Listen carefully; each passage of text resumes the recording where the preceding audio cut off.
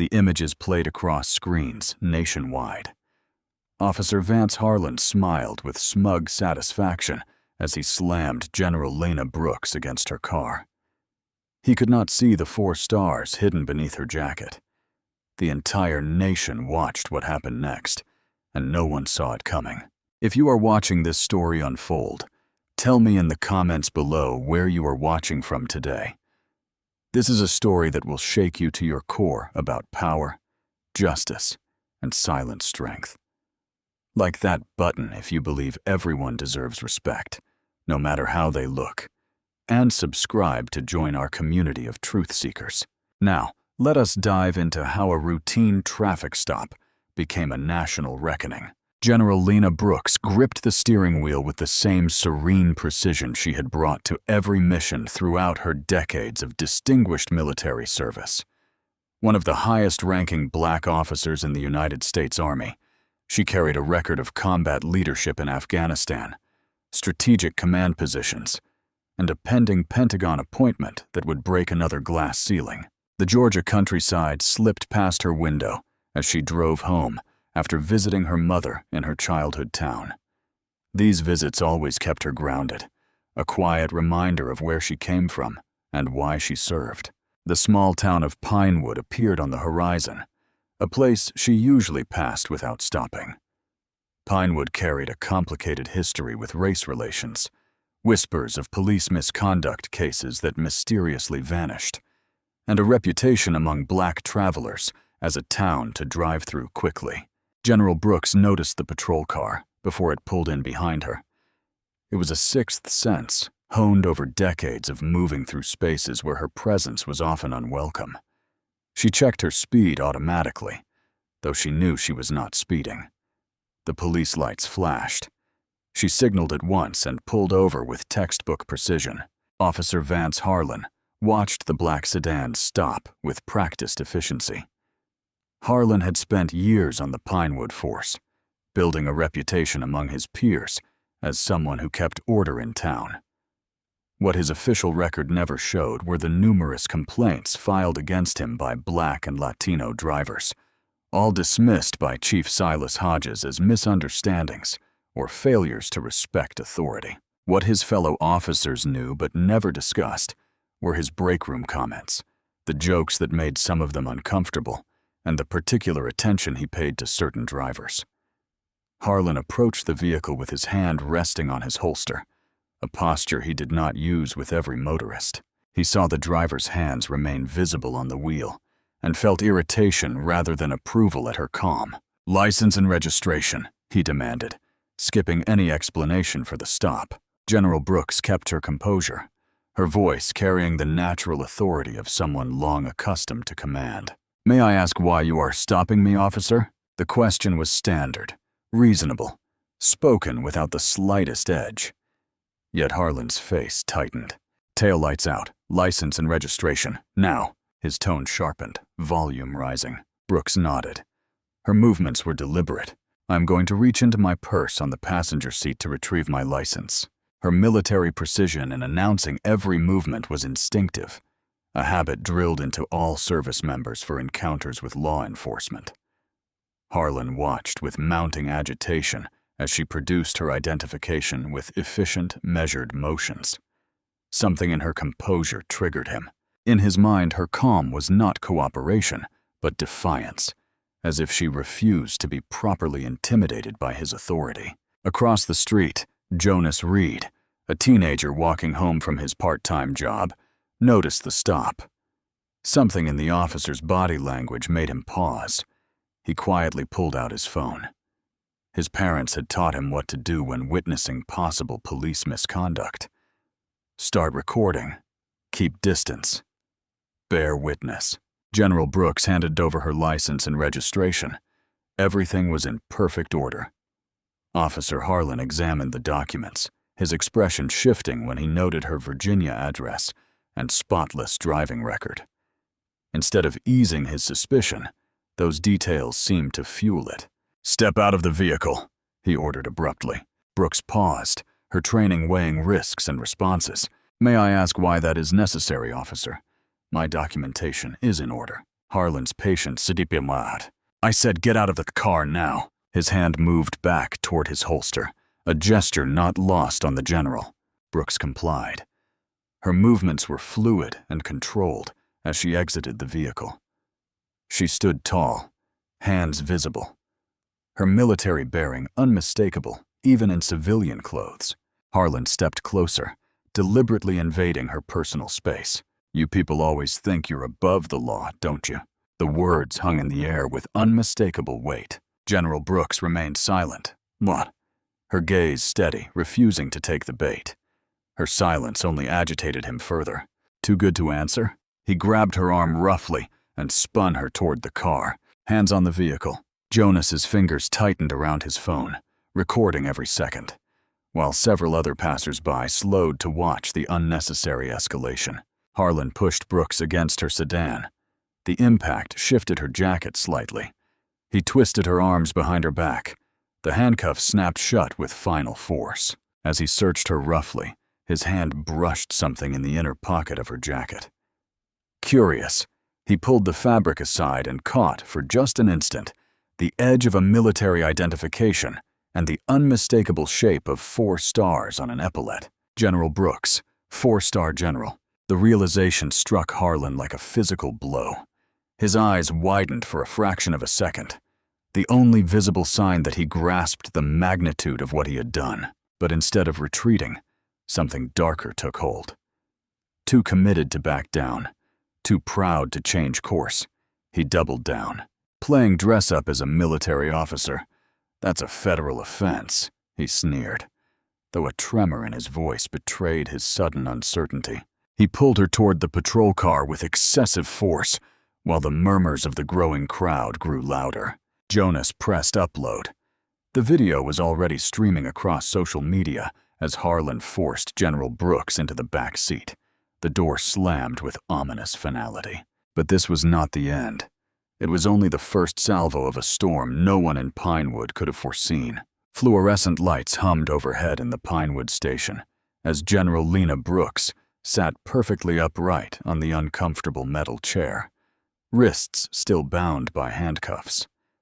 Despite the indignity, she held the same composed bearing that had carried her through firefights and Pentagon briefings. Her uniform was absent, yet her military discipline remained visible in every line of her posture. The desk sergeant, Jason Miller, was halfway through processing paperwork when his thumb froze on his personal phone. The video already circulating showed his colleague manhandling a woman whom online comments were rapidly identifying as a high-ranking military officer.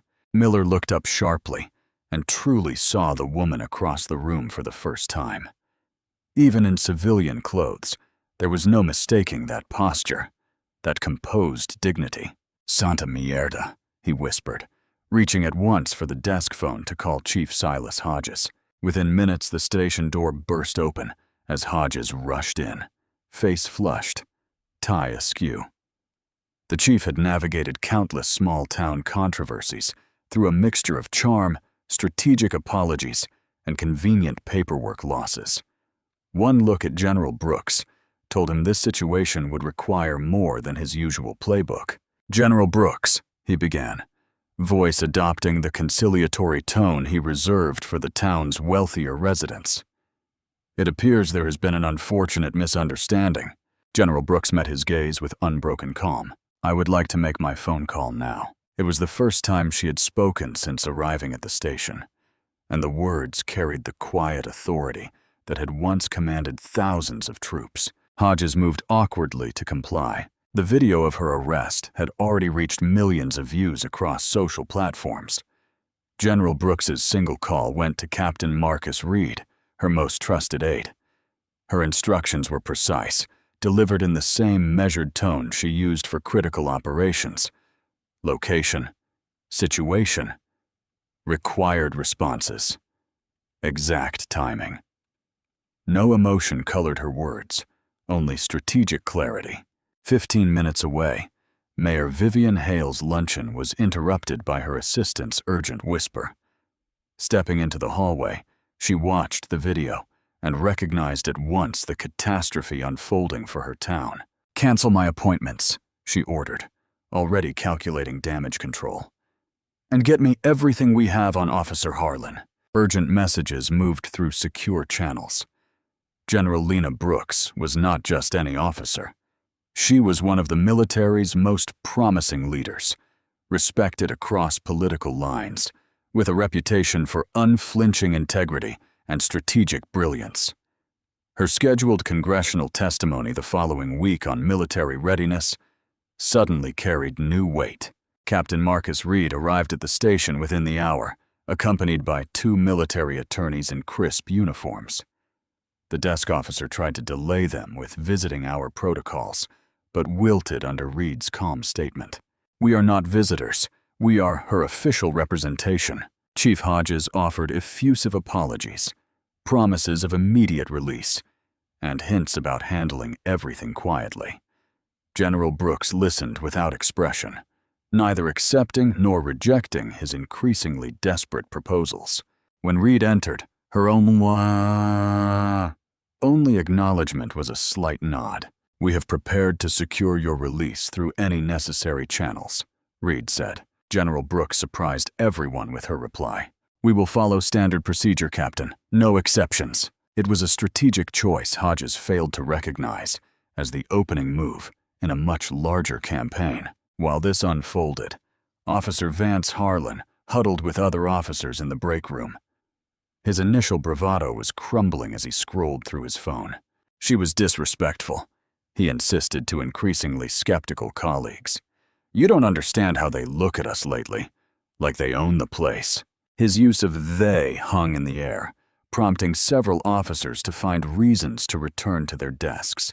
Outside the station, the first mobile news units from Atlanta were setting up cameras, while Jonas Reed gave his 3rd interview of the hour. The teenager spoke with remarkable steadiness about what he had witnessed. His calm before the camera made the footage even more damning. "She never raised her voice," he told a national correspondent. "She was respectful the entire time. It was like he was angry that she wasn't afraid of him." The paperwork for General Brooks's release took exactly the time regulations required. No shortcuts were accepted or offered. When she finally stepped out of the station, her posture remained militarily perfect, her expression unreadable as flashes erupted and reporters shouted questions. Captain Reed moved to shield her from the press, but she stopped him with a subtle gesture. She faced the gathered media directly. Afternoon sunlight fell across her face. Then she walked with quiet determination toward her car, without answering a single question. Her silence said everything. It was a tactical decision that would prove more powerful than any statement. As General Brooks drove away from the station, Chief Hodges retreated to his office, loosening his collar, while making the first of many calls to contain the situation. On his television, the breaking news banner already told him he was too late. 4-star general handcuffed during traffic stop in exclusive footage raises questions about policing in a Georgia town. By midnight, the video of General Lena Brooks's arrest had been viewed tens of millions of times across social platforms. Outrage spread as the footage moved through national and international media, analyzed frame by former law enforcement, military personnel, civil rights leaders, and ordinary citizens, stunned by what they witnessed. Hashtag General Brooks became the top trending topic worldwide, with secondary tags. Hashtag Pinewood Police and hashtag 4-star General close behind. Every share, every repost, every indignant comment added fuel to a fire that was spreading far beyond the small town of Pinewood. In his bedroom, Jonas Reed stared at his phone in disbelief as notifications flooded his accounts. Requests for interviews poured in from every major network. His follower count jumped from a handful to tens of thousands within hours. His parents sat with him, proud and worried at once, as comments ranged from praise for his quick thinking to threatening messages from accounts defending Officer Harlan. "You did the right thing," his father reassured him. even while mentally noting to increase home security. "But this is bigger than we anticipated." Jonas nodded, understanding the weight of being an accidental witness. "I couldn't just walk past," he said simply. At the Pentagon, an official statement appeared on military channels. The United States Armed Forces stood firmly behind General Brooks, whose exemplary decades of service and leadership represented the highest values of the Army. They were deeply concerned by the treatment she received and had full confidence that justice would prevail. The measured language concealed the furious calls happening behind closed doors as military leaders across branches expressed outrage over the treatment of one of their most respected generals. In her hotel room, General Brooks finally allowed herself a moment of privacy. She removed her jacket and examined the bruises forming on her wrists and arms, where the handcuffs and Harlan's grip had left their mark. For just an instant, her composed expression faltered, not from physical pain, but from the weight of a familiar indignity. Her mind drifted to other moments throughout her career, the West Point instructor, who insisted she could not have written her own exceptional work, the commander who overlooked her for promotion despite superior evaluations, the countless times she had been mistaken for administrative staff rather than the commanding officer. Each instance had been met with the same disciplined response she had shown today, a strategy of composure that had carried her to unprecedented heights in the military hierarchy. Her phone rang without pause.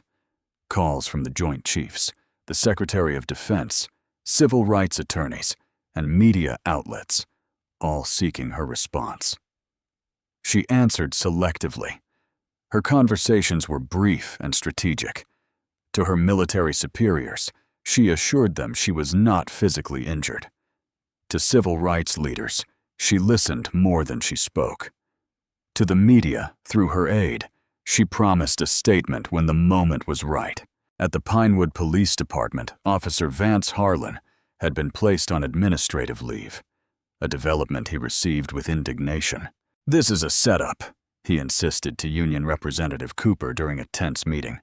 She was confrontational. "The video doesn't show everything."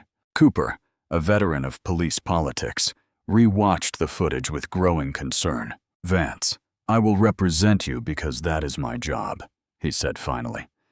"But you need to understand what we are facing. This is not any traffic stop. This is a 4-star general with an impeccable record.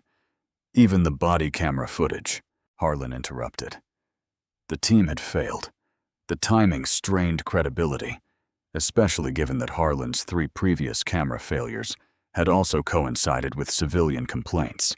Meanwhile, Mayor Vivian Hale called an emergency town meeting in the local high school auditorium. The hall filled beyond capacity as residents demanded answers. The crowd reflected Pinewood's demographics, predominantly white faces in the central seats. Black and Latino residents clustered toward the back and sides. The physical segregation was a visual representation of the town's unspoken divisions. "I understand your concerns," Hale began, her political experience evident in her measured tone.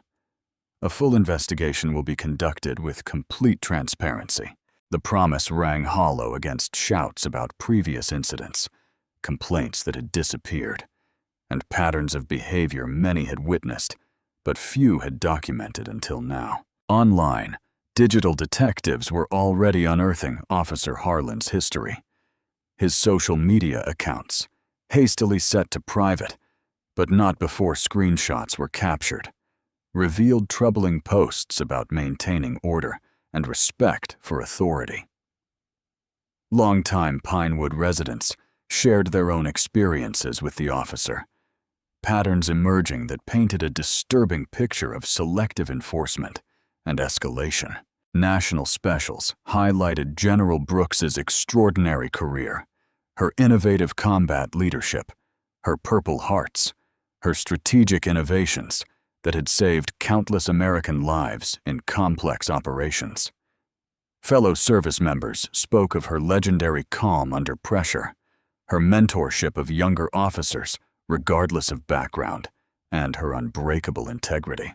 If anyone would handle this situation with dignity and strategic thinking, it is General Brooks, declared a retired colonel. She responds with purpose. In Washington, the president made a personal call to General Brooks.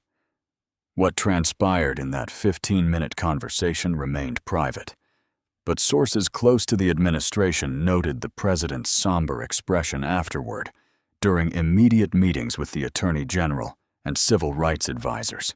As midnight approached, General Brooks sat alone in her hotel room, watching coverage unfold across multiple channels. Her face revealed nothing as commentators debated, analyzed, and speculated about her next move. Only she knew that while the world saw today's events as an outrage demanding immediate response, she recognized something different, an opportunity forming over decades, a chance to address not only one officer's actions, but the failures of an entire system. She turned off the television, opened her laptop, and began writing, mapping a strategy as meticulous as any military campaign she had ever commanded. What is your reaction to the viral explosion of General Brooks's arrest? Can you imagine what it must feel like to dedicate your life to serving your country only to face such disrespect based on the color of your skin? Comment number 1. If you believe there is no excuse for Officer Harlan's behavior, regardless of circumstances. Or number 2, if you believe we should wait for more facts. Have social media changed the way accountability works in your opinion? Do not forget to like this video if you are committed to seeing justice done, and subscribe to follow General Brooks's response in the next part of this extraordinary story. What do you think will happen when the Department of Justice becomes involved? Dawn broke over Pinewood as black SUVs with government plates entered the town, their arrival marking a seismic shift in the small community's power dynamics. The Department of Justice had announced a formal investigation into the Pinewood Police Department, citing serious concerns about possible patterns of misconduct and civil rights violations. Leading the federal team was Special Agent Vanessa Torres, a veteran investigator known for her methodical approach and unwavering pursuit of facts. While Torres and her team established temporary headquarters in the county courthouse, Chief Silas Hodges paced his office with the phone pressed to his ear. "Senator, I understand your concerns, but we have protocols," he said. The voice on the other end cut him off sharply enough to make Hodges wince. Political allies, who had once assured him of unwavering support, were now unreachable, or worse, explicitly distancing themselves from his department. His 23-year tenure as chief had survived previous storms through a careful system of favors, selective documentation, and strategic community outreach. Now, as federal agents requested access to personnel files, complaint records, and internal communications, those same systems threatened to become evidence against him. Across town, General Lena Brooks sat in a conference room with her expanding team. Captain Marcus Reed coordinated military resources, civil rights attorney Sharon Washington reviewed legal options, and media specialist Daniel Freeman planned public communications. General Brooks listened more than she spoke, her questions precise and direct when she intervened. "We are not pursuing personal vengeance," she reminded them. "We are addressing a systemic failure that extends far beyond a single officer or a single department." Washington nodded, impressed by Brooks's strategic vision. "Most clients want immediate personal vindication," she observed. "Your approach is far more comprehensive." General Brooks's reply was simple. "I have spent my career thinking in systems, not symptoms." Meanwhile, Officer Vance Harlan faced his own crisis as reporters camped outside his modest suburban home. Their presence forced his wife Julie and teenage daughters to cancel work and school. Inside, Harlan alternated between defensive rage and a fear that seeped in slowly. "They are turning me into a monster," he insisted, while Julie scrolled through increasingly hostile comments on social media. "Don't you understand what it is like out there? The split-second decisions we have to make." Julie's reply was quiet but devastating. "Handcuffing an unarmed woman, who showed no resistance is a split-second decision. At the Pinewood Police Department, Internal Affairs investigator Detective James Harrison reviewed the incident documentation with growing concern. The absence of Officer Harlan's body camera footage created an obvious gap in the file. Equipment failure, the report stated, but the timing strained credibility, especially given that Harlan's 3 previous failures had also coincided with civilian complaints. More troubling were the preliminary interviews Harrison conducted with other officers. Their careful, measured responses contained significant pauses and hedging language from people navigating between departmental loyalty and legal peril. Officer Diane Rodriguez finally broke the pattern during her interview. Her 20 years on the force and impending retirement freed her to speak with greater frankness. "There have always been 2 kinds of policing in Pinewood," she stated, after Harrison assured confidentiality. "It depends on who you are, where you live, and how you look. Most of us just try to do our jobs well, but some—" She did not name names, but her meaningful glance toward the chief's office said everything. At City Hall, Mayor Vivian Hale faced mounting pressure from community leaders and business owners, worried about Pinewood's rapidly deteriorating reputation. The town's modest tourism industry and recent efforts to attract tech companies now seemed at risk as national headlines painted Pinewood as a symbol of backward, discriminatory policing. "We have to get ahead of this," Chamber of Commerce President Richard Oakes insisted. "Fire Harlan, maybe even Hodges. Make a clean break." Hale understood the political calculation, but also recognized the legal complexities. If we fire them now, it could look like we are admitting liability before the investigation concludes. The debate continued behind closed doors, while protesters gathered outside with signs demanding justice for General Brooks and reform of the Pinewood Police. Jonas Reed and his family faced their own challenges as his phone rang non-stop with media requests, and his social media accounts filled with messages ranging from support to threats. "You should be proud," Jonas's mother told him, as they reviewed reinforced security measures for their home. Not many people would have had the courage to start recording and sharing what they saw. Jonas nodded. The weight of his unexpected role as a key witness felt heavy on the shoulders of a 17-year-old. As these developments unfolded, General Brooks prepared for her first formal press conference. The venue, a hotel ballroom in Atlanta, was chosen for its capacity and security features. Military aides coordinated with local law enforcement for perimeter control, while media specialists arranged seating for international press. General Brooks reviewed her statement one final time. The words were carefully chosen to focus on systems rather than individuals, on solutions rather than recriminations. As she did, her mind returned to childhood lessons from her father, a Vietnam veteran who had taught her about dignity in the face of injustice. "They can control the situation," he had told her after a store clerk had followed young Elena down aisles for years.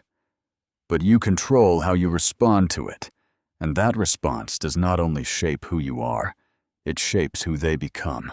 Those words had guided her through West Point, through combat zones, through Pentagon politics, and now through this most public challenge of all. As the press conference hour approached, the hotel ballroom filled beyond capacity.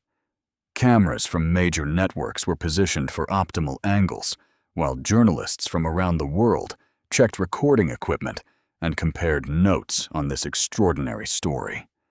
Security personnel conducted final sweeps, while General Brooks waited in a side room. Captain Reed stood at her side. "Are you ready, General?" he asked, knowing the answer, but following protocol. General Brooks straightened her perfectly aligned uniform, the 4 stars on her shoulders catching the light. "I have been ready for this moment my entire career, Captain," she replied, her voice carrying the quiet certainty that had led troops into battle and guided national security decisions. "Some fights choose you," She stepped toward the door as the world waited to hear the woman whose dignified silence had spoken with more power than words ever could. The ballroom fell silent as General Lena Brooks approached the podium. Her military bearing created a gravitational pull that captured every eye. Cameras clicked rapidly, documenting her first public appearance since the incident. She wore her full dress uniform, 4 stars gleaming on her shoulders, medals and ribbons, telling the story of an extraordinary career of service. For nearly 20 seconds she stood in silence, sweeping the room with the measured gaze of a commander assessing a battlefield. When she finally spoke, her voice reached every corner without seeming raised.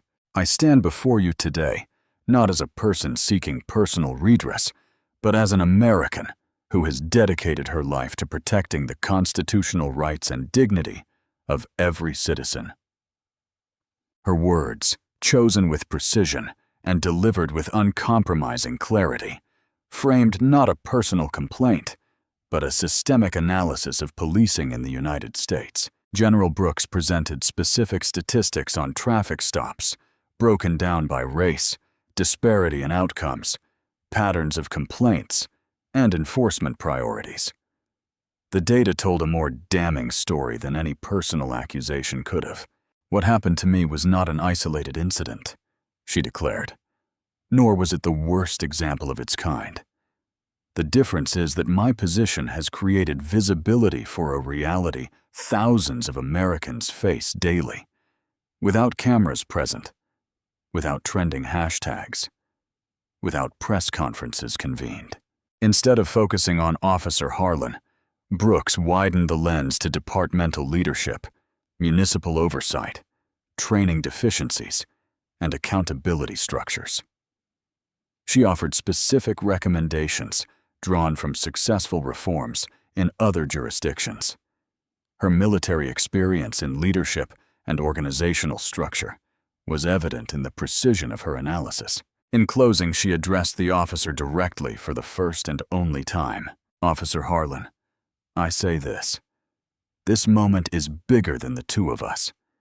How we respond to it will determine whether it becomes simply another incident or the catalyst for necessary change. In a Pinewood living room, Officer Vance Harlan watched the press conference with growing disbelief. He had expected accusations, emotion, demands for his firing. The general's measured, systematic dismantling not only of his actions, but of the entire system that had shaped him, was something against which he had no defense. His anger began to give way to a more uncomfortable emotion. Fear, not only for his job, but for the collapse of a worldview in which he had been the protector, the authority, the one who decided which rules applied to whom. Public reaction to General Brooks's statement was overwhelming. Social media platforms recorded hundreds of thousands of messages of support. News analysts praised her strategic approach, and civil rights organizations highlighted how her method elevated the conversation beyond a single incident to address root causes. Even those who had initially defended Harlan found themselves struggling to counter Brooks's evidence-based presentation. The police union attempted to regain control of the narrative with its own hastily organized press conference. Union Representative Dennis Cooper presented a different set of statistics, suggesting officer safety concerns, departmental understaffing, and the challenges of modern policing. His attempts to portray Harlan as a dedicated officer, facing unprecedented scrutiny, deflated against the backdrop of Brooks's methodical presentation and the damning video evidence. Midway through the event, reporters began leaving for a breaking development elsewhere. That development was retired Sergeant Silas Davis, a former colleague of Officer Harlan, approaching FBI investigators with a USB drive and a conscience he could no longer silence. "I cannot keep watching this happen," Davis told Special Agent Torres. "I kept records because I knew someday it would all catch up with us." The drive contained official documentation of departmental practices, which neighborhoods received increased patrols, which drivers were considered profile stops, how complaints were reclassified or discouraged. Most damaging was evidence suggesting Chief Hodges had personally intervened to protect certain officers, including Harlan, from accountability measures. As this new evidence emerged, General Brooks returned to Washington for her previously scheduled Pentagon meetings. Her serene focus on her military duties amid the storm surrounding her personal experience only increased her stature among colleagues and the public. Congressional leaders announced hearings on police accountability, with Brooks requested as a key witness, drawing on both her recent experience and her strategic expertise in organizational leadership. In Pinewood, Mayor Vivian Hale implemented immediate police reforms: mandatory body cameras with strict failure protocols, civilian review of all complaints, and implicit bias training. While these measures responded to public pressure, they also tacitly acknowledged the validity of Brooks's analysis.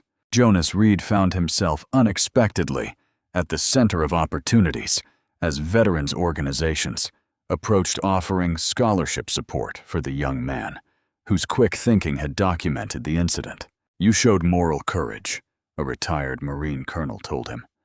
"That is something we value in the future leaders of this country." Between her official duties, General Brooks made time for a private meeting with other Black military officers, many of whom shared their own experiences with law enforcement. The gathering included generals, admirals, colonels, and junior officers, a cross-section of military leadership united by common experiences despite their uniforms. "We serve a country that does not always serve all of us equally," one admiral noted. "Your response has given us a framework for addressing these contradictions with strategic clarity rather than only personal pain." As they spoke, General Brooks recalled a pivotal moment early in her career. As a captain, she had faced blatant discrimination from a superior who systematically undermined her authority and blocked her advancement. Instead of filing a complaint that might have labeled her a problem, she documented everything meticulously, built alliances across the chain of command, and exceeded every metric until her results were undeniable. When she was finally promoted above her antagonist, she implemented systemic changes to promotion criteria that created more objective evaluation measures for all personnel. "Sometimes," she told the gathered officers, "the most effective response to individual discrimination is systemic reform that lifts everyone while removing subjective barriers." This situation is no different. What none of the officers knew, what even her closest aides had not yet been informed, was that General Brooks had been developing a comprehensive police reform initiative for years, working with legal experts, progressive law enforcement leaders, and civil rights organizations. The Pinewood incident had not derailed her plans. It had given her the platform and moral authority to launch them on a national scale. As she left the meeting, her phone vibrated with news. The Department of Justice was expanding its investigation to 3 neighboring counties based on preliminary findings from Pinewood. The seeds of change she had planted were already beginning to grow. As the investigation intensified, Chief Silas Hodges gathered his most trusted officers in an unmarked location 20 minutes outside Pinewood. The back room of a roadside restaurant offered privacy for what he called strategic response planning. In reality, it was the beginning of a coordinated counterattack on General Brooks's credibility. "She has made this personal," Hodges told the group, even though Brooks had scrupulously avoided personalizing the issue in her public statements. "So we respond in kind. Every driver makes mistakes. We find hers." The plan that emerged targeted not only the incident itself, but Brooks's character and record. Fabricated claims about her driving before the stop began circulating through friendly media channels. Suggestions of erratic movements, possible intoxication, verbal aggression toward Officer Harlan that conveniently occurred when his body camera failed. These accusations came, it was said, from anonymous departmental sources and witnesses who feared retaliation. Simultaneously, Departmental allies began scrutinizing General Brooks's military record, searching for anything exploitable. When her exemplary service offered no ammunition, the focus shifted to suggesting her current actions were politically motivated, part of larger ambitions beyond her military role. She is using this incident to position herself for appointments in the next administration, claimed one conservative commentator, transforming her measured response into a calculated career move. Officer Vance Harlan emerged from isolation for an exclusive interview with a sympathetic host on a right-leaning network. Seated in a softly lit studio, his police uniform replaced by a button-down shirt that suggested everyday relatability, he presented himself as the victim of a media frenzy and political correctness. "I was just doing my job," he insisted, voice breaking with rehearsed emotion. "When someone becomes confrontational during a traffic stop, we have protocols. I did not see stars on a uniform. I saw a driver refusing to comply with legal orders." The interviewer nodded sympathetically, asking no questions about the video evidence that contradicted his characterization of Brooks's behavior. The segment closed with an announcement of a fundraiser for Harlan's legal defense. The interview received immediate amplification on right-leaning media platforms, creating an alternate narrative in which Harlan represented all officers facing impossible standards, and Brooks embodied political forces undermining law enforcement authority. Comment sections filled with messages of support for Harlan, many containing barely veiled racial comments about knowing one's place and respecting authority. While this media campaign unfolded, the FBI investigation revealed disturbing patterns within the Pinewood Police Department. Analysis of 5 years of traffic stop data showed that black drivers were 6 times more likely to be searched than white drivers, 8 times more likely to have force used against them, and 10 times more likely to have their complaints dismissed without investigation. Most damning was evidence that similar incidents had been systematically covered up through a combination of technical failures, documentation errors, and witness intimidation throughout that period. General Brooks maintained her disciplined silence in the face of the counter-narrative, focusing instead on her military duties and her scheduled congressional testimony. Her restraint frustrated supporters, eager for her to defend herself against mounting accusations. But it reflected her strategic understanding that engaging directly would diminish her authority and reduce a systemic issue to a personal dispute. This did not mean she was passive. General Brooks's legal team documented every false claim, building a potential defamation case, while her military colleagues privately communicated with media executives, questioning the journalistic standards applied to unverified accusations against a decorated officer. The online harassment campaign against Brooks intensified, with anonymous accounts posting everything from racial slurs to threats of violence. Military cybersecurity experts traced many of those accounts to a handful of IP addresses, including several within Pinewood's municipal network. The information was quietly provided to federal investigators. Jonas Reed faced his own challenges when his school principal received pressure from community members affiliated with the police to discipline him for spreading harmful disinformation about the town's reputation. When Jonas's parents confronted the administration about the intimidation, they discovered other families had received similar pressure after their children expressed support for General Brooks on social media. Retired Sergeant Silas Davis continued providing crucial evidence to investigators. His insider knowledge helped contextualize patterns and practices. There was an understanding, he explained during formal testimony, about which drivers deserved extra attention and which complaints would never see the light of day. The chief called it community-oriented policing in meetings, but the application was far from serving the community, as pressure mounted from both sides.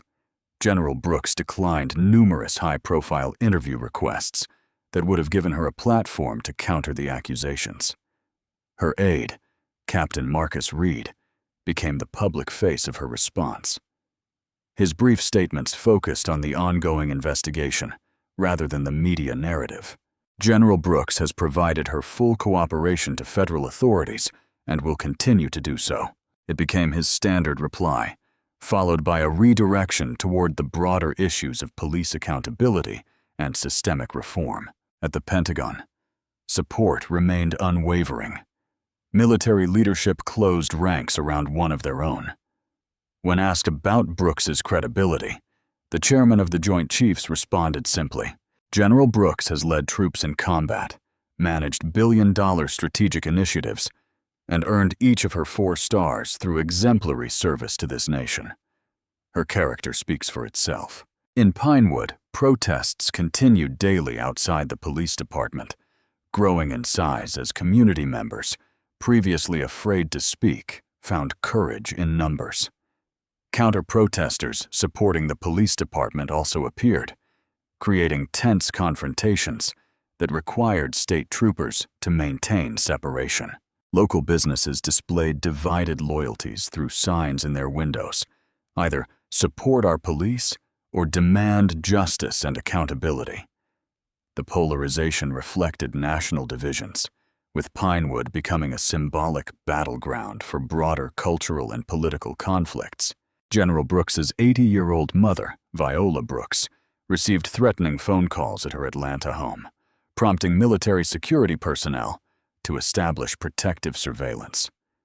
When reporters asked Mrs. Brooks about the threats, her response reflected the same dignity her daughter had shown. Those who resort to intimidation have already lost the moral argument. My daughter serves a nation founded on principles of justice, not fear.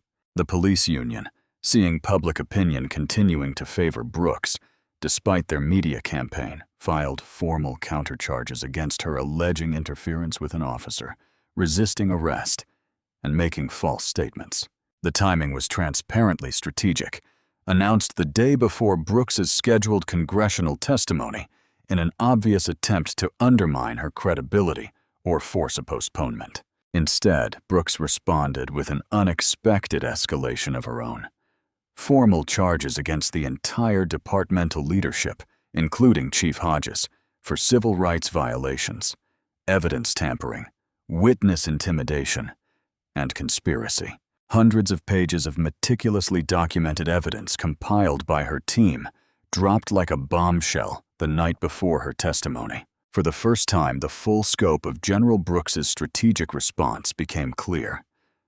She had not been silent out of passivity, but out of patience, building an overwhelming case while her opponents exposed themselves through increasingly desperate tactics. The stage was set for a congressional hearing that would transform a single traffic stop into a national reckoning. What would you do if you were in General Brooks's position? Would you have maintained strategic silence or counterattacked immediately against the false narratives? Comment number 1. If you admire her disciplined approach, or number 2, if you believe she should have defended herself more publicly. Has seeing the resistance tactics changed your perspective on how systems protect themselves? Do not forget to like this video if you value this deep analysis of power, race, and justice in the United States, and subscribe to follow how this confrontation concludes. How do you think the congressional hearing will unfold when Brooks finally testifies? The Capitol building rose bathed in early morning light as General Lena Brooks climbed the steps, flanked by her legal team and military aides.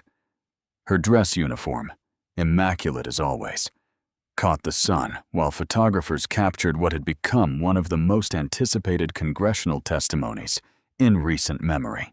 Inside the hearing room, filled to capacity hours before the scheduled start, committee members arranged papers and whispered to aides while spectators murmured with anticipation. The most striking feature of the gallery was the last 3 rows filled entirely with military personnel in dress uniforms. Generals, admirals, colonels, and officers of all ranks who had requested permission to attend in silent support of their colleague. Their presence created a powerful visual statement without a single word spoken. At 9 o'clock, the committee chair called the hearing to order. Today we address serious questions about policing practices, accountability systems, and the equal application of law in our nation, she began. We will hear testimony from multiple witnesses about the incident in Pinewood, Georgia, and its broader implications. General Brooks was the first to testify. She took her oath with the same solemnity with which she had sworn to defend the Constitution decades earlier. Instead of beginning with her personal experience, she presented a comprehensive analysis of traffic stop data, complaint patterns, and accountability failures in Pinewood and similar departments nationwide. In her testimony, she included precise documentation, dates, times, case numbers, statistical patterns, and systemic failures that created environments where incidents like hers were not only possible, but probable. What occurred during my traffic stop, she declared, her voice firm and authoritative, was not an anomaly, but a predictable outcome of systems designed without sufficient accountability measures or guarantees of equal protection. When asked about Officer Harlan's claims regarding her behavior, Brooks responded with characteristic precision. The video evidence, witness statements, and my service record speak for themselves regarding my conduct during that encounter. I have spent 30 years commanding troops in high-stress environments where composure determines survival. The suggestion that I would abandon that discipline during a routine traffic stop contradicts everything my career demonstrates. Committee members across the political spectrum found themselves responding to Brooks's authority and evidence-based presentation. Even those initially skeptical appeared increasingly convinced by the methodical case she laid out. Officer Vance Harlan testified next. Visibly uncomfortable, without the friendly environment of his previous media appearances, under oath, and facing specific questions rather than sympathetic prompting, his account began to show significant inconsistencies. When asked to explain his body camera failure, his response about technical issues withered under follow-up questions about the statistical improbability that those failures coincided precisely with disputed civilian encounters. Chief Silas Hodges fared no better.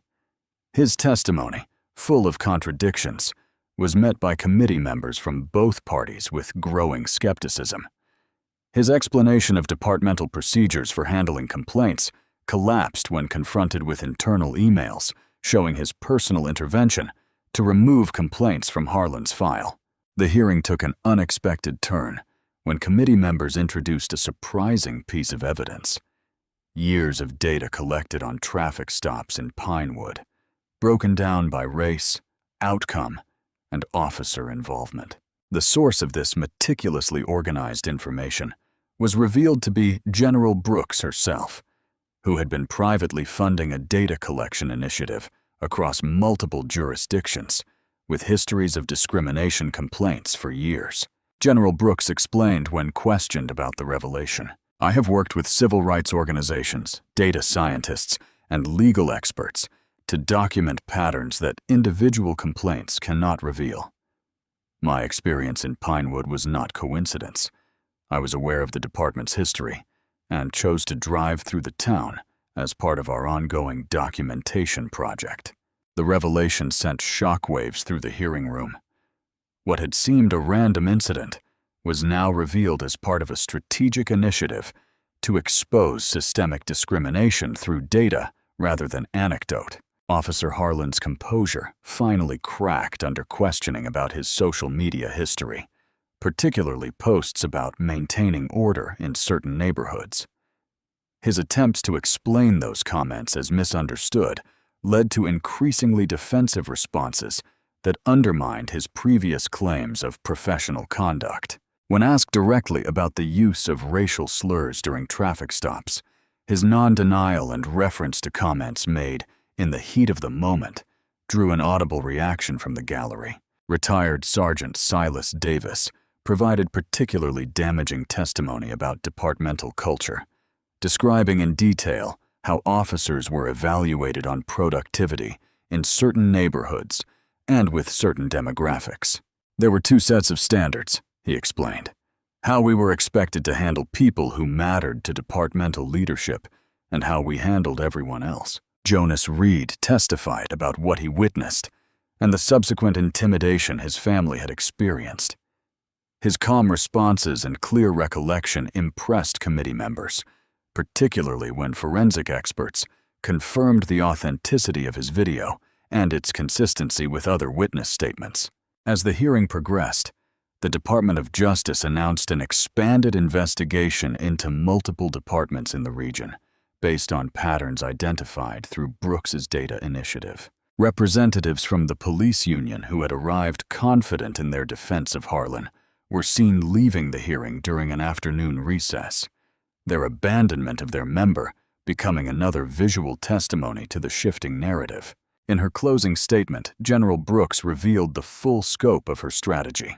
What happened in Pinewood is not about one officer or one department, she explained. It represents a national failure to ensure equal protection under the law for all citizens.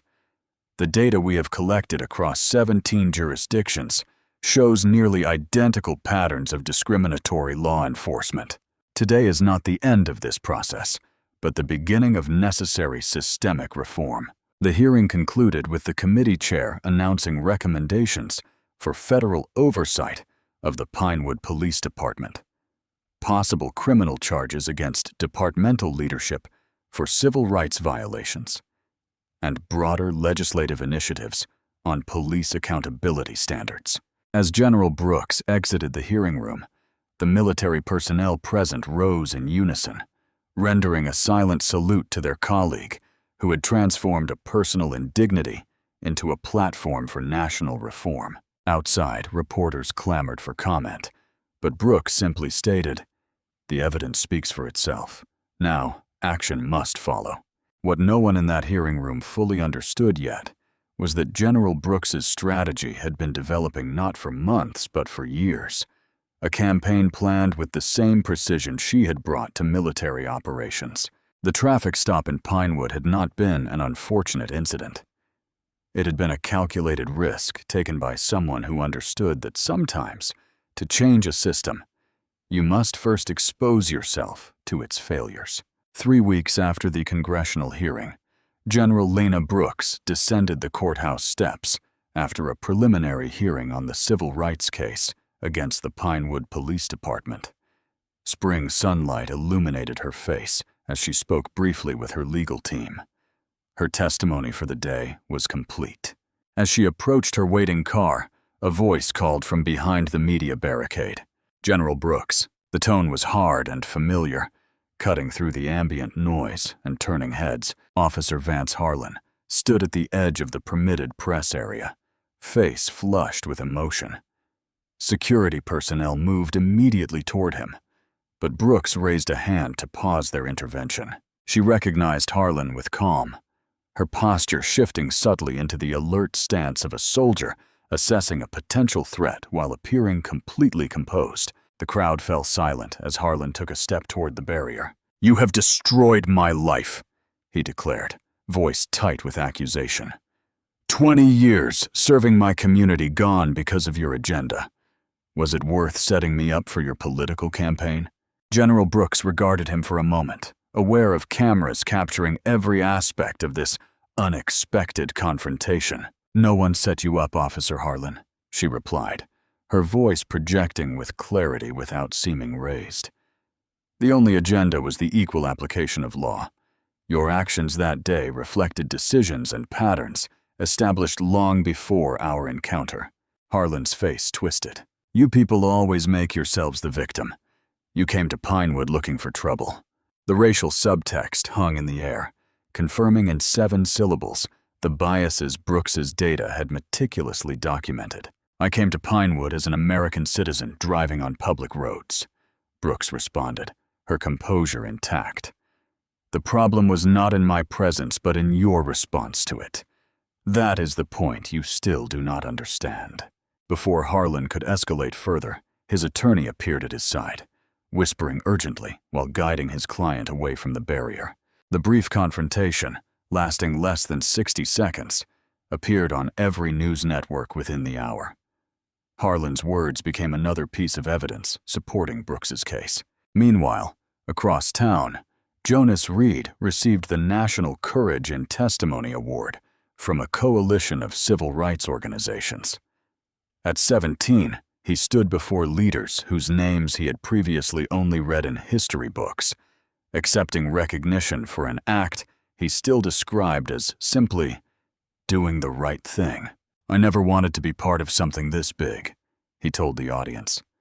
"But that day showed me that sometimes bearing witness is itself an act of courage. Silence serves those who abuse power. Truth serves justice." His eloquent speech and composure prompted several universities to contact his parents about possible scholarships. His future brightened in direct proportion to the darkening of Harlan's prospects. At the Pinewood Police Department, FBI agents discovered Chief Silas Hodges attempting to erase files from the departmental server containing years of communications.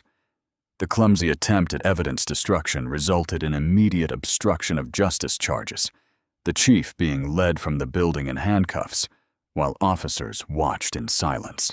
The symbolism of a police chief experiencing the same indignity he had overseen for countless citizens was not lost on anyone, least of all the community members gathered across the street with phones raised to record. Mayor Vivian Hale, fighting for political survival, announced the formation of a civilian oversight board with unprecedented authority, the power to review hiring, firing, disciplinary decisions, and policy implementation.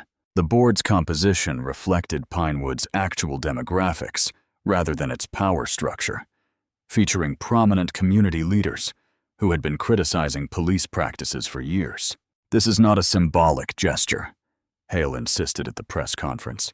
"This is structural reform with real authority and resources." At the Pentagon, General Brooks declined a prestigious promotion that would have elevated her further in the military hierarchy. "My current work remains unfinished," she explained to the Joint Chiefs. "The police reform initiative requires my full attention alongside my existing duties." The decision surprised military leadership, but earned their respect, understanding that Brooks viewed her response to the Pinewood incident not as a personal matter, but as an extension of her oath to protect constitutional principles. Retired Sergeant Silas Davis became a key figure in identifying other departments with similar discriminatory patterns. His insider knowledge helped federal investigators understand how those practices were normalized and concealed. "I was part of the problem for too long," he acknowledged in a public statement. "Now, I am committed to being part of the solution no matter the personal cost." His testimony led to investigations in 4 additional jurisdictions, where data showed statistical patterns matching those in Pinewood. The national movement for police accountability gained unprecedented momentum, uniting groups across political and geographic divides. Conservative veterans organizations found common ground with progressive civil rights groups around principles of equal protection under law.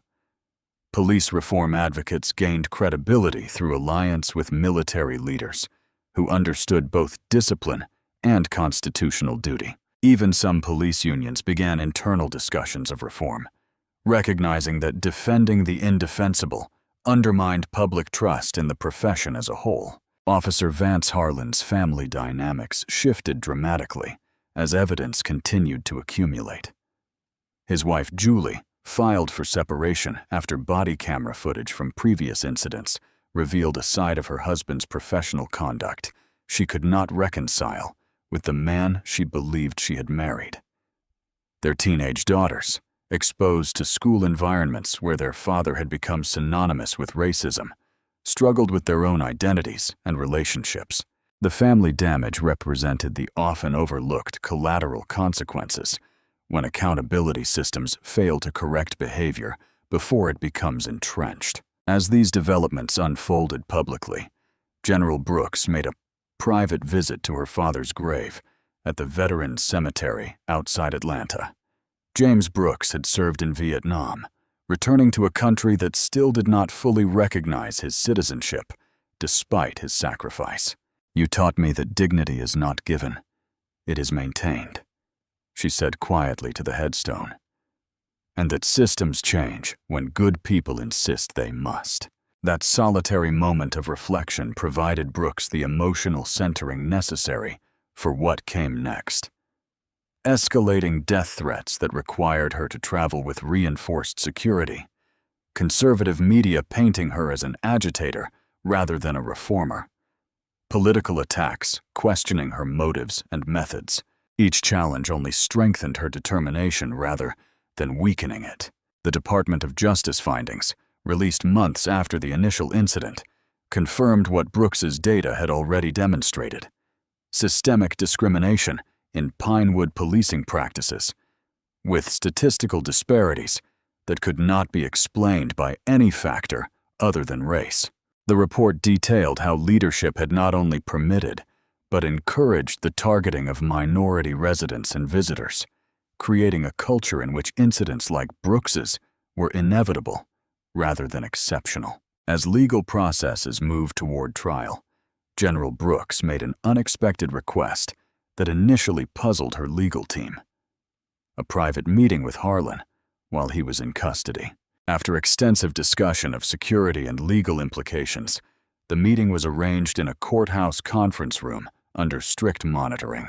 Harlan entered in handcuffs, his orange jumpsuit a stark contrast to Brooks's uniform. For nearly an hour, they spoke without audience or cameras. Two Americans from completely different backgrounds and perspectives, having the conversation that should have occurred on that roadside months earlier. What transpired in that room remained between them, but observers noted the transformed expression on Harlan's face when he emerged.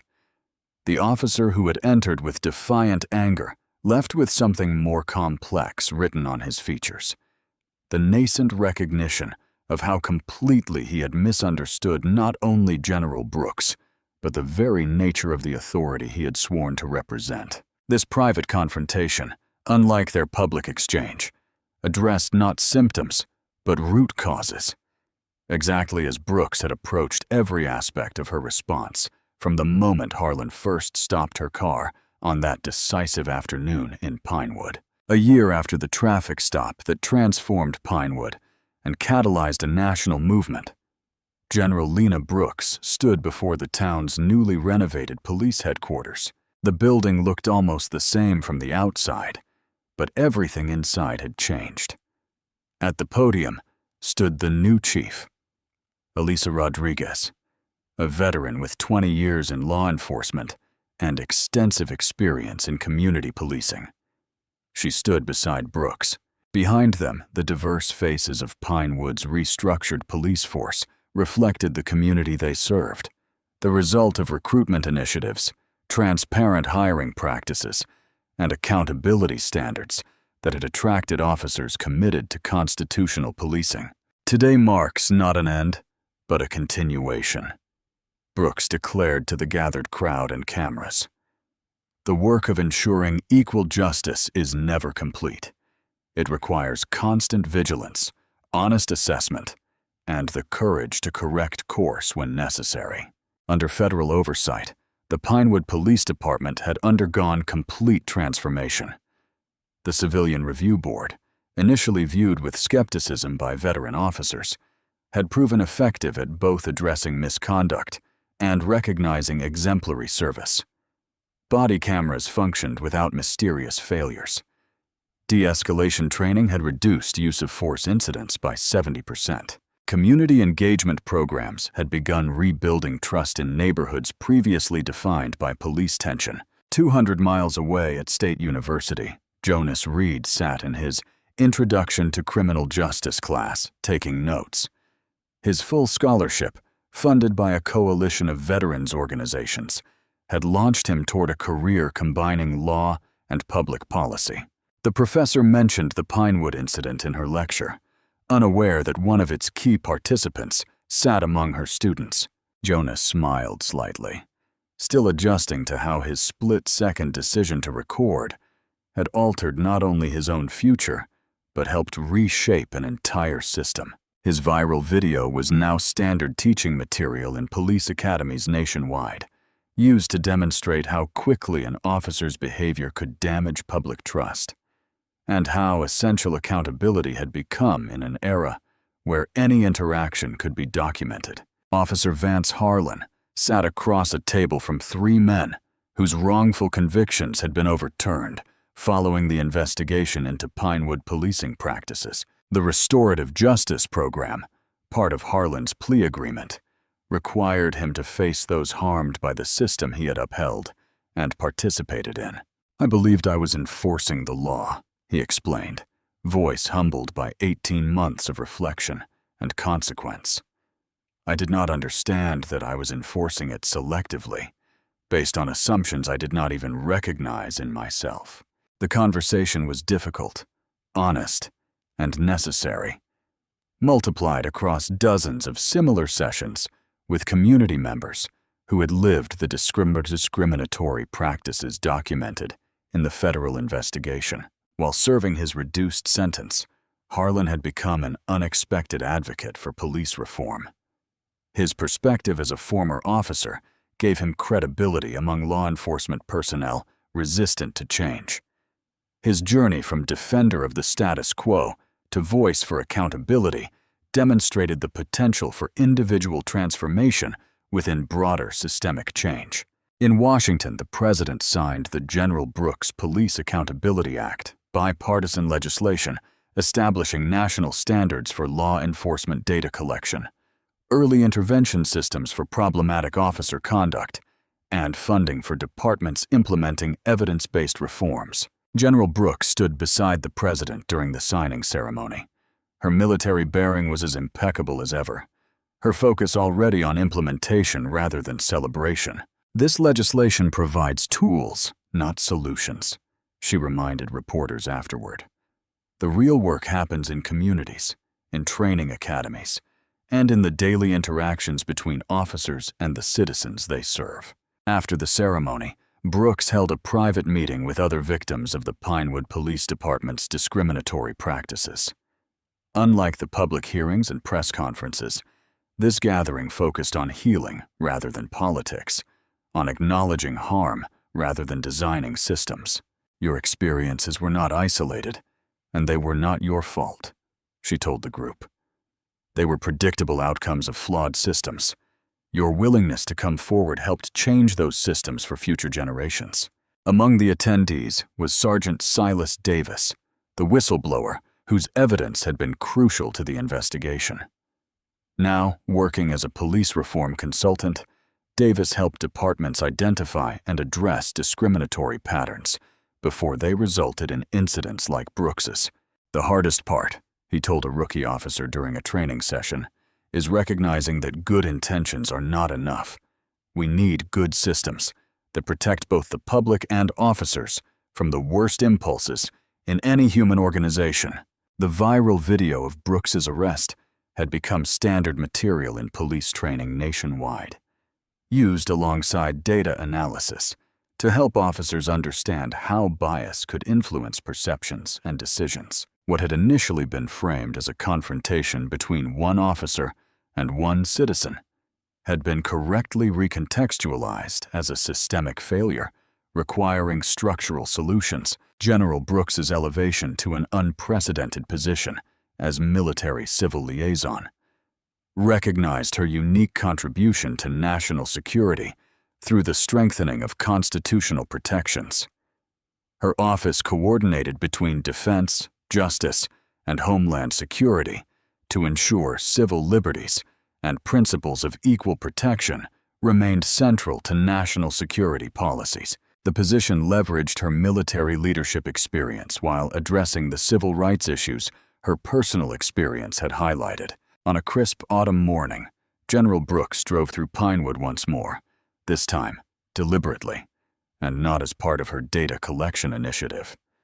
She observed a police officer conducting a traffic stop with professional courtesy, following proper protocols regardless of the driver's appearance. The scene represented progress, though Brooks was too strategic to mistake a single observation for complete transformation. Officer Jasmine Parker, unaware that a 4-star general was observing her work, completed the site stop by providing the driver with information about a taillight that needed repair. Her body camera documented the entire professional interaction. No confrontation, no escalation, simply public safety enforcement, applied equally and respectfully. Later, General Brooks met with Jonas Reed at a local cafe for his university project, interviewing key figures from the Pinewood case. The general, normally reserved with media, had made an exception for the young man whose courage had provided crucial documentation. Looking back, Jonas asked, "What would you have done differently that day?" General Brooks considered the question carefully. "Nothing," she replied at last. Not because the experience had been pleasant, but because it served a necessary purpose. "My silence was not submission, Jonas. It was strategic patience. Sometimes the most powerful response to injustice is to allow it to reveal itself fully before addressing it completely." What Jonas did not know, what few people outside Brooks's closest advisors understood, was that her response to Pinewood had been part of a career-long strategy. Throughout her military service, she had documented, analyzed, and addressed discriminatory systems not through complaints, but through methodical reform. The traffic stop had not derailed her work. It had amplified it, creating the platform and moral authority to implement changes she had been designing for decades. As the interview concluded, General Brooks shared one final observation. "The true measure of this case will not be what happened to Officer Harlan or Chief Hodges. It will not even be the legislation or departmental reforms. It will be whether we sustain these changes when the cameras are not watching and the headlines have moved on. Justice is not an event. It is a practice that requires constant renewal." The sun set over Pinewood, a town forever changed by a traffic stop that had exposed not only one officer's bias, but the failures of an entire system. The general who had maintained perfect composure during that encounter had transformed a moment of personal indignity into a movement for national accountability. Her strategic silence had proven more powerful than any immediate protest could have been. Her patient documentation had been more effective than any individual complaint. Sometimes the strongest response to abused power is power applied correctly, guided by principle rather than ego, focused on systems rather than symptoms, and committed to a justice that extends beyond any single case to address the underlying conditions that make injustice possible. What do you think about how General Brooks transformed her personal experience into systemic change? Has this story changed the way you see the relationship between individual incidents and broader patterns? Leave a comment below with your thoughts on the most important lesson from Pinewood's transformation. If you found value in this exploration of power, justice, and strategic patience, please like that button to help others find this story. Subscribe to our channel for more impactful narratives that examine America's most challenging themes with nuance and depth.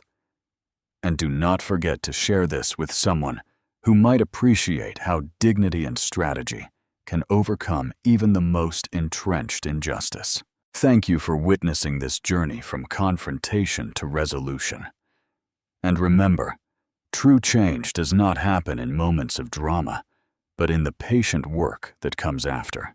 The story of General Brooks teaches us that true power often resides in strategic patience rather than immediate reaction.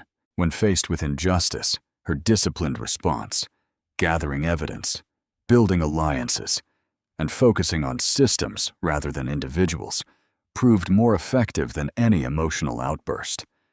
She understood that lasting change requires addressing root causes, not only symptoms. Her military training gave her both the composure to endure personal indignity and the strategic vision to transform it into meaningful reform. The Pinewood incident reminds us that discrimination does not exist in isolation, but within systems that permit it. By documenting patterns methodically rather than highlighting a single incident, Brooks created irrefutable evidence that demanded action. Perhaps most importantly, she demonstrated that dignity cannot be taken away. It can only be surrendered. Her unwavering composure in the face of disrespect became her greatest strength when those with power misused it. Sometimes, the most powerful response is to allow that misuse to reveal itself fully before addressing it completely. Justice is not achieved through vengeance or personal vindication, but through persistent strategic reform that changes conditions for everyone, not only for those who can command attention.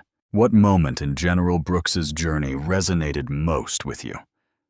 Have you ever witnessed someone maintaining dignity in the face of injustice, as she did?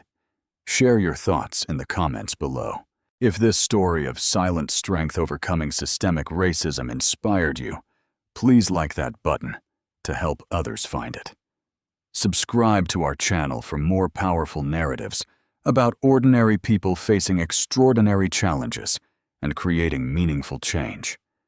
Do not forget to share this video with someone who might need a reminder that sometimes silence is not submission, but strategy. Thank you for joining us on this journey from injustice to accountability. And remember, real change does not happen in moments of confrontation, but in the patient work that comes after.